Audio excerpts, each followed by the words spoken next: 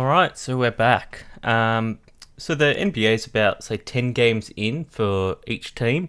I just wanted to make a couple of quick videos here talking about how teams are going, how I'm seeing players.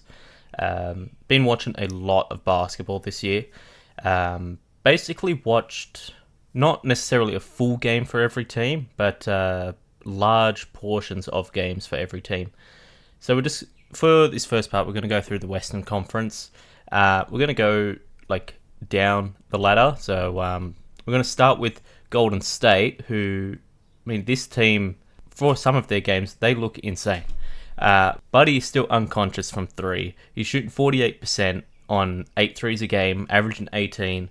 He looks like the most Warriors player you've probably ever seen him sign. He's really what they were needing last year off the bench. He's only started one this year, but off the bench, 18 points a game off the bench. He's probably like one of the runners for Sixth Man of the Year. Yeah, he's been huge. Steph's also Buddy being so good has taken a lot of the pressure off Steph. Steph's missed a couple of games, but and Steph's down to 22 points. It's not like he's at the high 20s anymore, which is what you expect, right? He's 36 this year, still at 20 points a game, still 43% from three. Good efficiencies all around. But then also, you got guys like Wiggins and Kuminga who had bad years last year. Like, Wiggins, since they won the championship, has just not been what he was that year. But this year, he's back up to almost 16 points a game, 41% from three, which, that was what really needed the uptick, was the three-point efficiency. Wish his playmaking was a bit better. He's only at 2 assists a game, but if you could bump that up to closer to 4, him and the whole Warriors team would be doing a fair bit better. And then Kuminga's always been weird for me. He's been in the league a couple of years at this point, and I still don't really know what he is. Is he a shooter? His stats, his efficiencies don't show he's a shooter. He's shooting 34% from three. Is he driving the ball? He's only attempting 4 free throws a game, so he's not really drawing fouls when he gets close to the rim. Overall, his shooting efficiency's not the worst. It's at 47% overall, but he's not really moving the ball on. He's under 2 assists a game, which I think is a kind of like a no-go. I think if you're playing starter minutes, you should be at least at 2 assists a game. And then defensively, he'll have his moments where you kind of see the athleticism come into play, but I think overall, he just hasn't really shown what he is in the league yet. He's kind of been moved to the bench this year, which I think is kind of helping him, but with a guy of his talents, he really should be a starter by this point. But yeah, overall, the Warriors are looking really good this year. They've had some big wins. They beat the Celtics a couple of days back. That was a huge win for them. And then yesterday, they beat OKC, who were missing Chet for the second half, but still beat OKC. It's a huge team to beat. They're the other team, or there's 3 teams that are tied for first in the conference.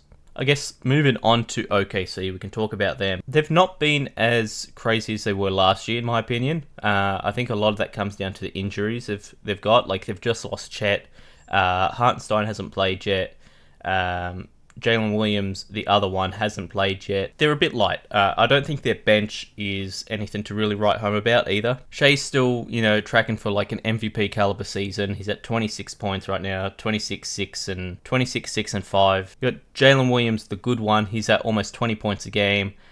Good efficiencies, pretty much all around. Shea's not doing the best from three this year. He's only at 26%, but that does seem a little low, like an outlier. I'd imagine that comes back up. He was one of the better shooters in the league last year, especially seeing the volume of shots he's putting up.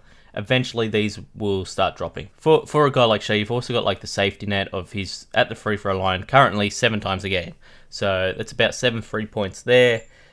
He's making them at a good clip. 88%. I'd prefer he's over the 90 mark, being a very ball dominant and getting to the rim point guard. I'd prefer over 90%. And then you got guys like Dort, Chet, Aaron Wiggins had a really good year this year, I thought. All these guys are kind of chipping in a little bit. Losing Chet's huge for them because I don't really know what they're going to do for a backup center. With the injuries I was just saying before, Hartenstein out, Kenrich Williams was playing kind of a big 4 for them or something like that, but they're missing a lot of guys at center right now. So I think over the next couple of weeks, you're going to see a lot of who's playing center. I think they're going to run a lot of minutes of like Dort being kind of like the guy, because he's been matched up against big men this year, and he hasn't been the worst in the world for someone that's like 6'5", 6'6". He's been pretty good. But yeah, overall, it's just OKC keep going from what they were last year. They're probably hoping just for a better playoff push this year. So their seeding doesn't matter as much, just because like this team's talented. They showed that last year. It's more so just about getting to the playoffs and then showing what you can do in the playoffs. Also, shout out Alex Caruso. I think he's been really good for them.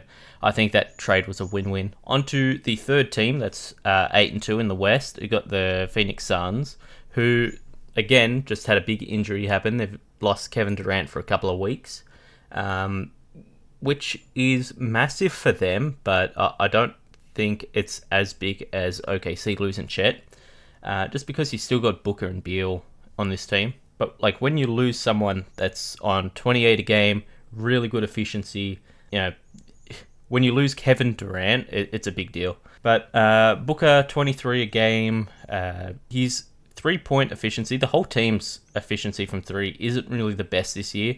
Booker's on 32%. I mean, he's taken 8 a game, so like, of course, the number's not going to be incredible, but 32%, you'd like to see him closer to like 37% from three, and yeah, it just hasn't been good to start the year. Beal's also kind of like struggled a little bit. Efficiency's not the worst. He's shooting 46% from the field, 35% from three, averaging 17 a game. Really for Beal, I'd just like to see the playmaking get a bit better. 3.6 assists right now, but if he can push that up a bit, playing kind of secondary guard, which I guess they don't want him to be. That's why they've brought in guys like Tyus Jones, who I'll get onto next, but like Tyus has been huge for them. I'd like to see Beal take on a little bit more playmaking responsibilities. He did that towards the end of the Washington run. He was playing kind of a bit of point guard minutes. I understand like his body's not what it is. He's kind of injury prone at this point, but bits and pieces I reckon he still could do. But yeah, going on to Tyus Jones, he's been one of the better pickups this whole off-season for all teams. He's only averaging 11, but if you watch these games, you can just see the influence he's having. They've needed a point guard that can just control the ball. I think that's what even the KD, Kyrie, James Harden Nets team was missing, was just a point guard that's not a big name, who's just really good at keeping control of the ball. He's only at 6 assists right now, so it's not like he's breaking any records or anything, but the assist to turnover ratio is really, really good for them. Just not giving the ball away, giving guys like KD, Booker, and Beal a chance. That's really, really what this team was needing last year, and they just couldn't find it with guys like Booker playing guard, Beal having to play huge minutes at guard. It's not really the best for them. And then lastly, shout out Ryan Dunn. He's like one of my favorite players in the league this year. He very good defensively. Worked on his three a lot from college. One of the negatives on him coming into the league was he can't shoot. He's just going to be like a Andre Roberson type of player, but he's shooting good from three to start the year. I wish he'd move a little bit more off the ball, but that's probably like a scheme thing. I think he's big enough that he should be like pushing around under the rim, but yeah, we'll see. He's still a rookie. I think he's playing great this year. Then next we have the Nuggets, who you watch one game, they look horrible. Joker has to like put up 50, 20, and 20 just for them to have a shot at winning. And then other games, they look like a pretty like coherent machine. Going on Joker, he's obviously just having another MVP season. 30, 11, and 13 right now. That's insane numbers, but I don't think he's going to win the MVP. I don't see this current system of having voters in giving Jokic another MVP. I just can't see it, even though his stats are going to be undeniable at the end of the year. I just can't see it. I'd imagine SGA is probably going to get it if he can keep up the numbers the way he is. You've got guys like Jamal who were struggling with their shot to start the year. A lot of people are just saying that like the bubble was an outlier and this is what he really is. I don't think that's the case. I think it's somewhere in between. But yeah, shooting 33% from three, only 18 a game, which is the same as MPJ. You probably want it a little bit better than that. Probably their like breakout guy has been Christian Braun, who was good last year, but now he's pushed it up to 16 a game. He's playing good defense. He's getting to the rim.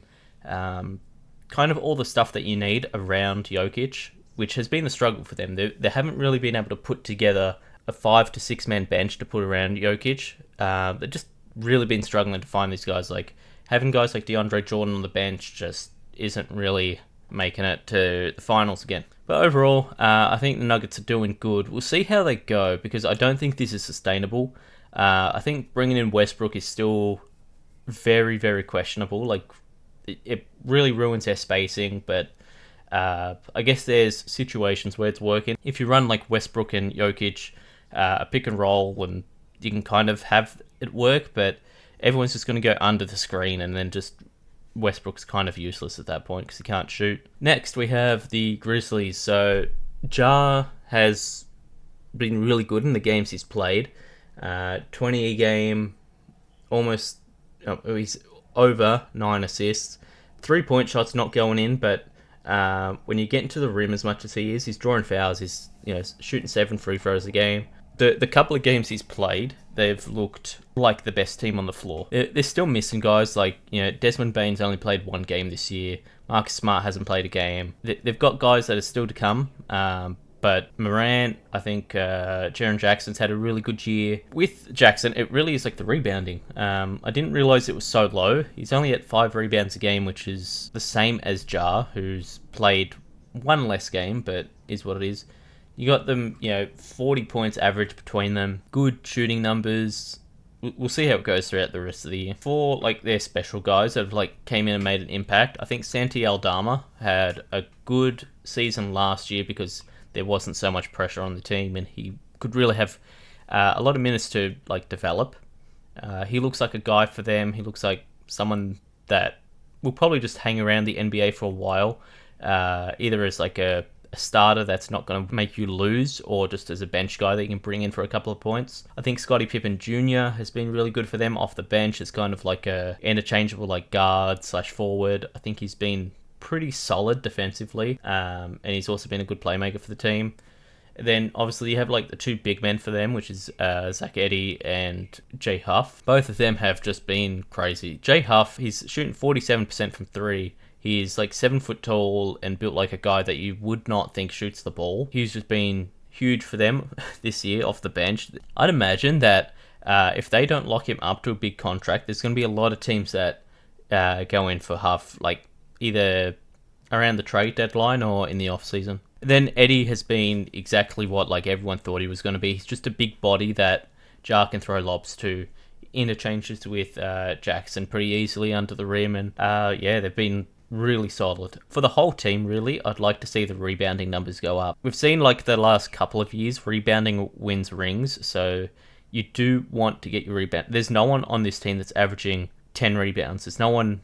The highest on this team is Santi Aldama at 7 rebounds, so I'd like to see that go up. Next, we've got the 2 LA teams, so we're going to start with the Lakers. I could probably go on a whole 30-minute rant about the Lakers and how they're playing, but I'll try to keep it pretty short.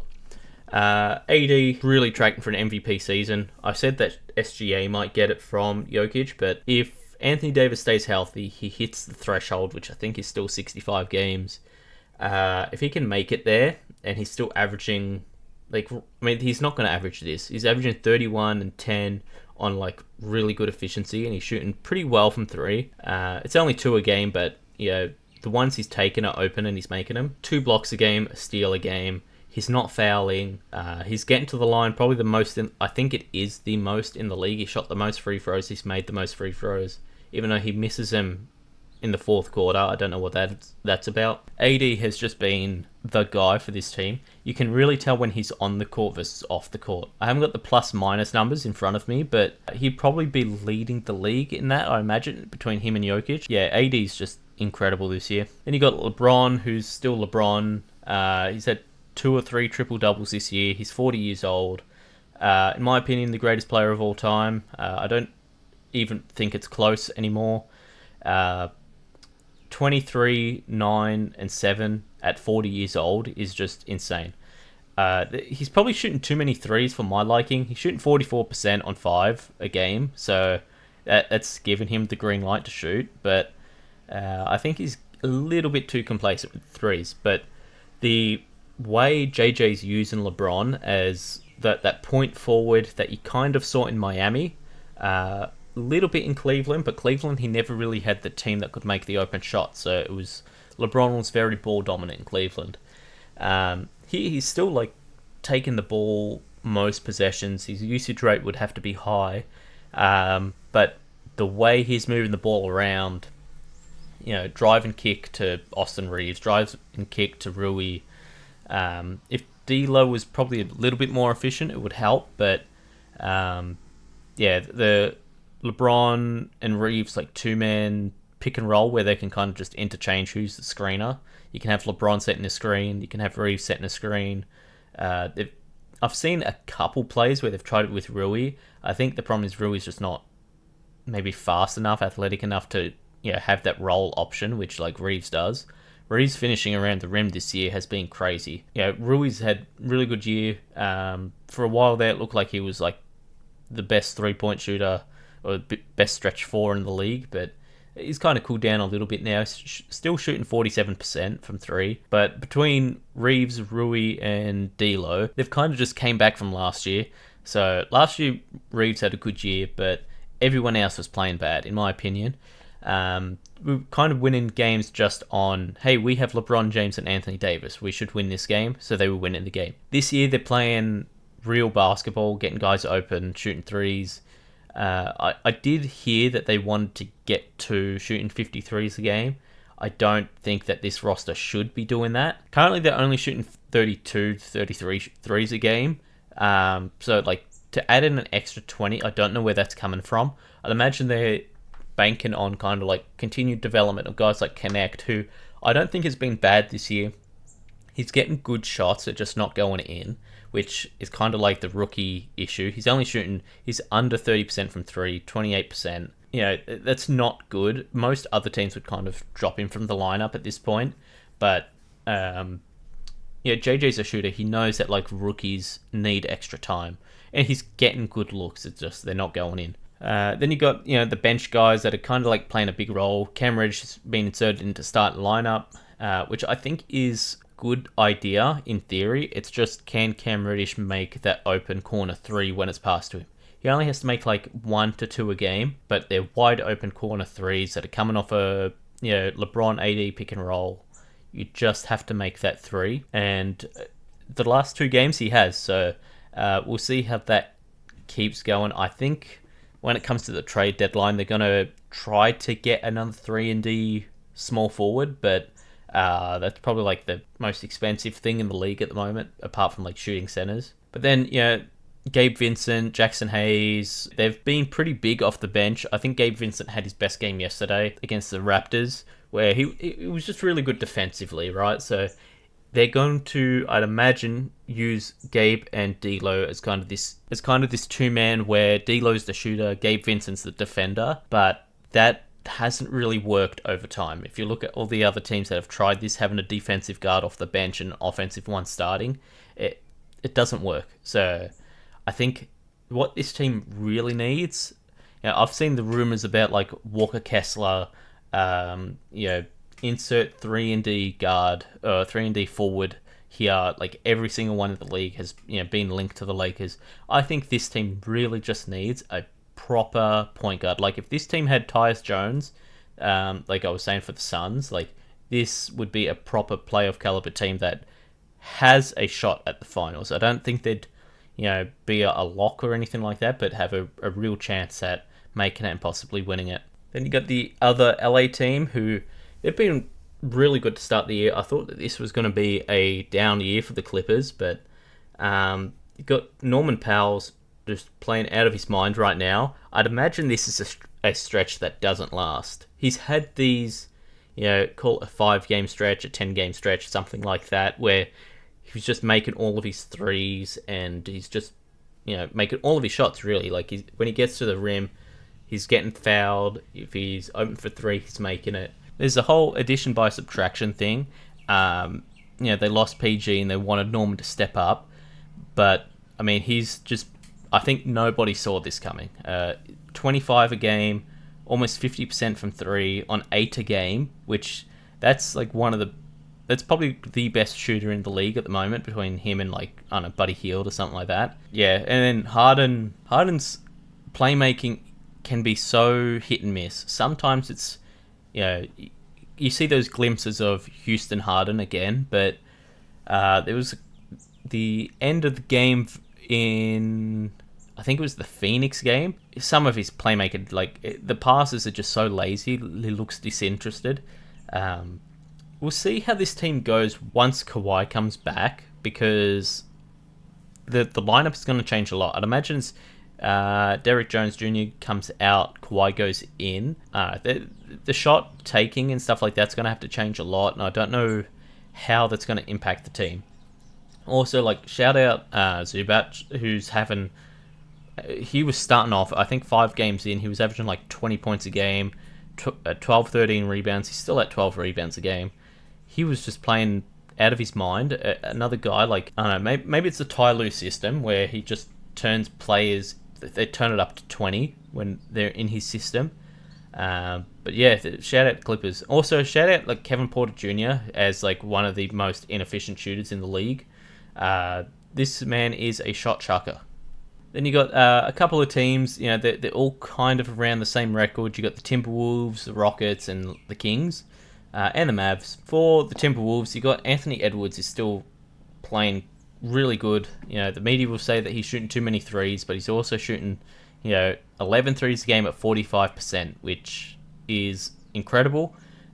Making 5 a game. I'd like to see him maybe put in a little bit more effort playmaking wise. He's under 4 assists right now, which, I mean, that's still good when you've got, you know, Mike Conley, who's like handling most of the ball. But 28 a game, he's still the next up, right? Like, there's probably... he's only 23 right now, so to be doing this at where he is like incredible. But there's still... I don't think that Anthony Edwards is going to hit his prime till he's around 25, 26.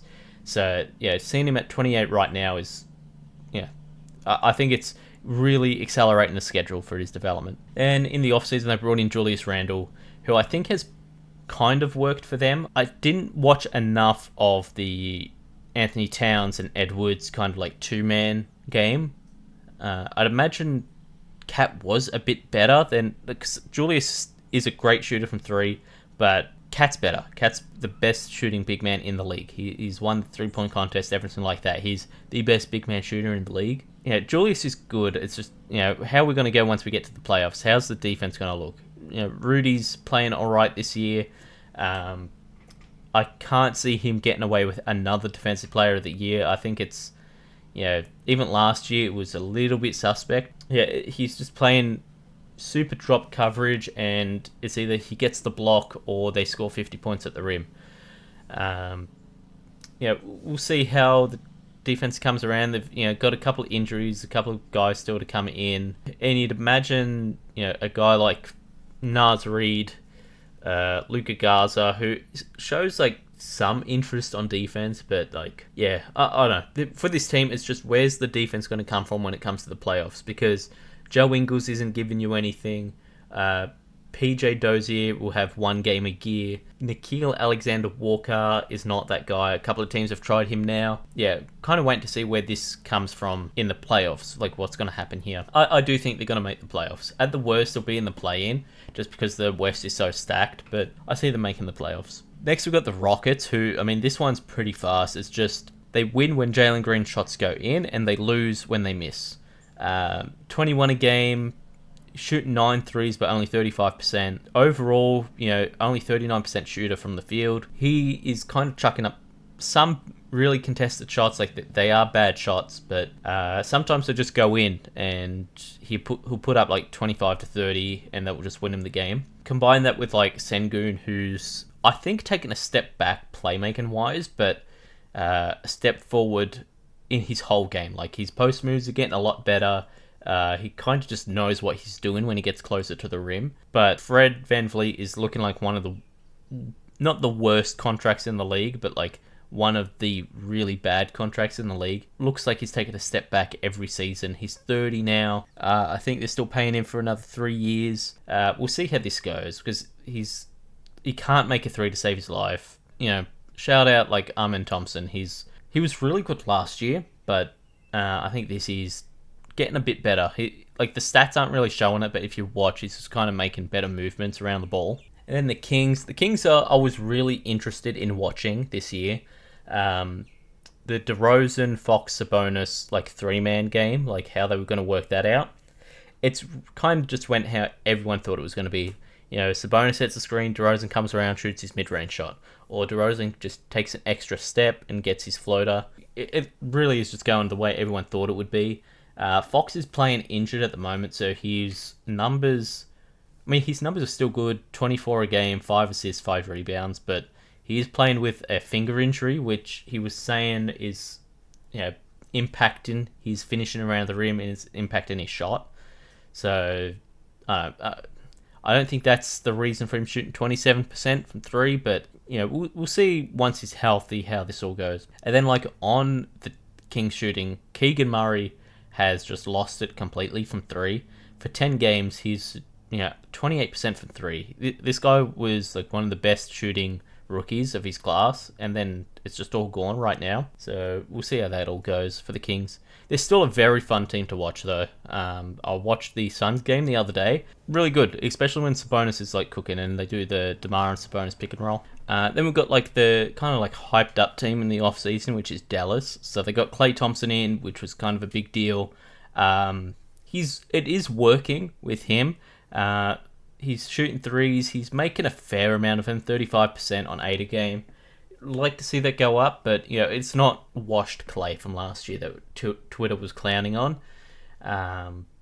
Luka's still good. I think he's having some games where he's going missing, but it's still the start of the year. You see this with guys like Luka, sometimes with a guy like Jokic, but they really work into the season. Once it gets to the mid-season, they're scoring 50 a game. Kyrie had 40 yesterday, so he's already into it. He's averaging 25 a game, 50% from 3. The Kyrie and Luka game is perfect, right? It's just getting the guys around them. So I think Clay's been good. I think Najee Marshall's been okay. I'd like to kind of see Najee Marshall make a 3, but Lively, Gafford, they've you put them around the rim and it's just a free lob for them too. Yeah, I think the Mavs are kind of getting unlucky. They're 5-5 right now. They could have won against Denver. Yeah, I think they're in a really good spot to kind of like keep going forward. Then there's the Spurs, which is a team I was really looking forward to watching just for Wembanyama, right? So he's one of one. I've never seen a player like Wembanyama. Nobody has. That's why like there's so much critique on how he should be playing, even though nobody knows because no one's seen this type of guy before. 18 a game. He's averaging 4 blocks, 10 rebounds, but he's only shooting 28% from 3. And this is where the issue is, right? Should 7'4", 7'5" Wembanyama be shooting 7 threes a game? Or should he just get under the rim and go for the dunks, the putbacks, and develop a post game? I think the issue is right now he hasn't developed his body enough where he can really have a post game to go to multiple plays. We'll see how that goes over time. I think shooting threes right now is not an issue. Worst case scenario, he shows that he's not really an NBA caliber 3-point shooter, like a high volume shooter, and he just doesn't take that many. I don't think it's going to stunt his development at all, but on defense, he does the Giannis thing where it's like 2 steps from the 3-point line to the middle of the paint to block a shot. It's crazy. Last year, Sohan was having like a kind of like a meme season. They were running him at point guard. It was terrible. He was losing them games because he just couldn't make the passes needed. Now they're playing him more so at a forward position, which is like his real position. 15 a game. Can't make a 3, but he's not even taking them really. A couple of free throws a game, a couple of rebounds a game. He's been solid for them. I think if he just continues on this, he's just a really good another player on this team. If he can hang around 15 I'd say anywhere between like 13 and 16 points a game is kind of like the target for him. Brought in CP3 in the offseason, and it's gone how everyone knew it was going to go. Put Wembanyama with a real point guard who knows like when to pass the ball and when to shoot the ball. And CP3 is like probably the best mind at point guard in NBA history. So yeah, it match made in heaven. If only CP3 was a bit younger, yeah, he'd have more years with Wemby. But yeah, we'll take what we can get, because you got like Stephen Castle, who like has shown glimpses. He had a 20-point game. I think it was either their last game or the game before that. So he's shown glimpses. It's just, how long's the development going to take? And can you say Chris Paul retires end of this year? Does Castle just step in the starting lineup next year, or do you want another year of him playing under a vet? Because I don't know a better vet point guard than Chris Paul. I could see them making a move in the offseason to bring in a point guard, but yeah, then it's like, what do you do with Castle? Because you've just kind of drafted him high, and he's looked really good this year. And then the last two, we're not going to spend long on these teams. There is also the Jazz, but I'm not even going to bother with them. They're obviously just going for a draft pick, right? They want Cooper Flag. You got the Pelicans. So CJ McCollum hasn't really played this year. When he has, he's looked all right. Zion is out now for 4 to 6 weeks, is what I've seen. I think it is time to think about closing the Zion experiment. He's a guy that, for whatever reason, cannot stay on the court for long. Whether you see that as a personal thing for him, whether you see that as just a unfortunate thing for him. This situation is a lot like Blake Griffin. Blake Griffin could not stay healthy. Some will say that's because of how Blake Griffin was playing, because the dunking and everything like that, it would just destroy his knees. I don't know if that's the same for Zion. I think this is the case of a guy that's too athletic for his own body and hasn't really shown the will to kind of change that, like work on his body enough. Pair that with like Brandon Ingram, who I think is one of the most like 50-50 stars. Like right now he's averaging 22. You can turn on next game and he's struggling to get 14.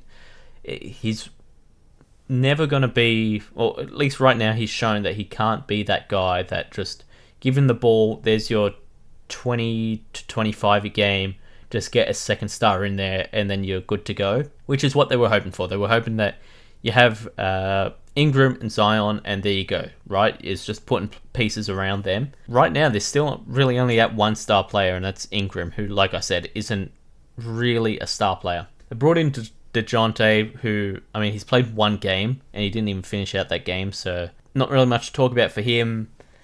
Jordan Hawkins kind of been good for them, but that could just be a flash in the pan. He's only, started 3 games, averaging 16. And then they got Yves Missi, who has kind of shown that he's okay, but that's really all there is on this team. I guess, Brandon Boston Jr. had a good game the other day, but yeah, this team, I don't know what they're going to do. It's either large-scale trades or just blow it up and rebuild, because I don't know if this Zion and Brandon Ingram thing, both of them have missed a lot of games in their career so far.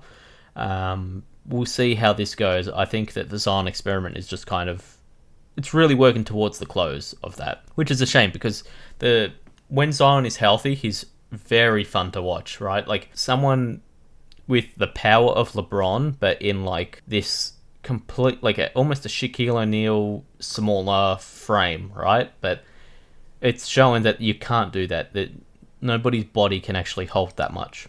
And then lastly, like I said, I'm not talking about the Jazz. You got the Trailblazers, who I was contemplating cutting out of the video as well, but I did want to kind of talk about Scoot Henderson a bit. I think he's playing a lot better this year than he was last year.